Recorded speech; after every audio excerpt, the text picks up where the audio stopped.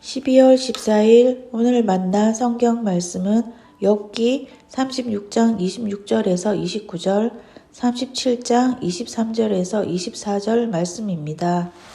그렇습니다. 하나님은 위대하셔서 우리의 지식으로는 그분을 알 수 없고 그분의 횟수가 얼마인지도 감히 헤아려 알 길이 없습니다. 물을 증발시켜서 끌어올리시고 그것으로 빗방울을 만드시며 구름 속에 쌓아 두셨다가 뭇사람에게 비로 내려주십니다. 하나님이 구름을 어떻게 펴시는지는 아무도 알지 못하며 그 계신 곳 하늘에서 나는 천둥소리가 어떻게 해서 생기는지 아무도 모릅니다. 하나님의 권능이 가장 크시니 우리가 전능하신 그분께 가까이 나아갈 수 없습니다. 사람을 대하실 때에 의롭게 대하시고 정의롭게 대하여 주십니다. 그러므로 사람이 하나님을 경외해야 하는 것은 당연합니다. 하나님은 스스로 지혜롭다고 하는 사람을 무시하십니다. 아멘. 오늘 만나주시는 하나님을 기대합니다. 욥은 자신의 입장을 끝까지 굽히지 않습니다. 새 친구도 더 이상 할 말도 없고 해서 입을 다물고 맙니다. 이 모습을 지켜본 엘리후는 답답한 나머지 32장부터 논쟁에 참여하기 시작합니다. 정확하게 말해서 혼자서 긴 논박을 이어간 겁니다. 하나님께서 38장에서 말씀하시기 전까지 말입니다. 오늘 본문은 그 마지막 부분입니다. 엘리후는 새 친구들처럼 인과응보의 규범적인 지혜를 장황하게 설파했습니다. 그런데 36장 26절부터 갑자기 창조 세계에 나타난 하나님의 위대하심은 인간이 도무지 헤아릴 수 없다고 주장합니다. 하나님은 위대하셔서 우리의 지식으로는 그분을 알 수 없고 그분의 횟수가 얼마인지도 감히 헤아려 알 길이 없습니다.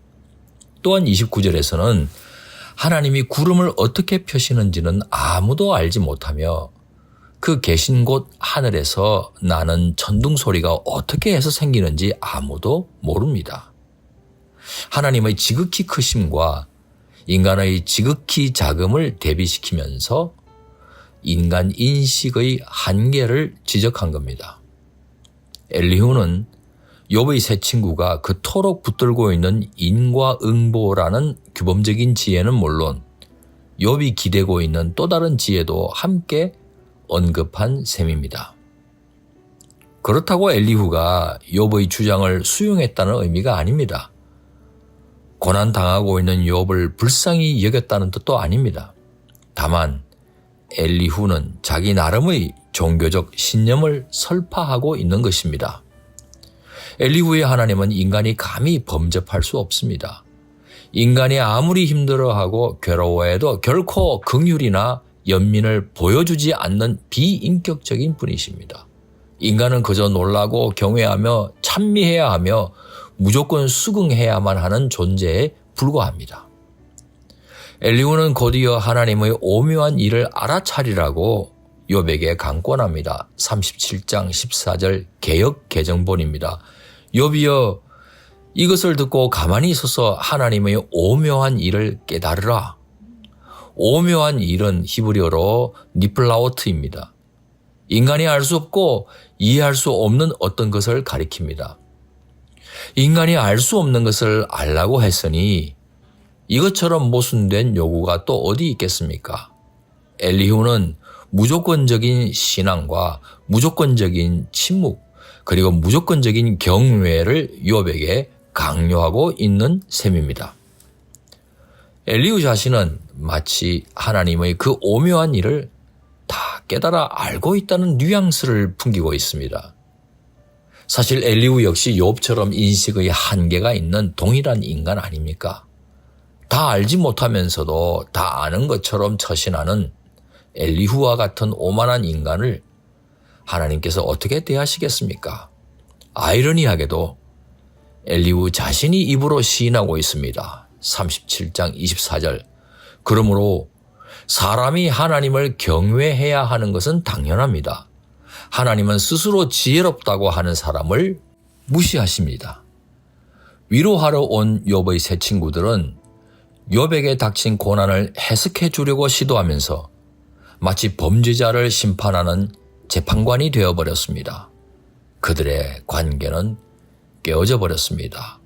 엘리후 역시 고난당한 욥을 긍휼로 대하기보다 확고한 종교적 신념을 설파하는 데 급급했습니다. 이들은 모두 욥을 위로하고 세워주기는커녕 반대로 영적인 오리무중으로 내몰아 버렸습니다. 사랑하는 성도 여러분, 이해할 수 없는 고난을 겪고 있는 이들에게 제일 필요한 것은 진심 어린 공감입니다.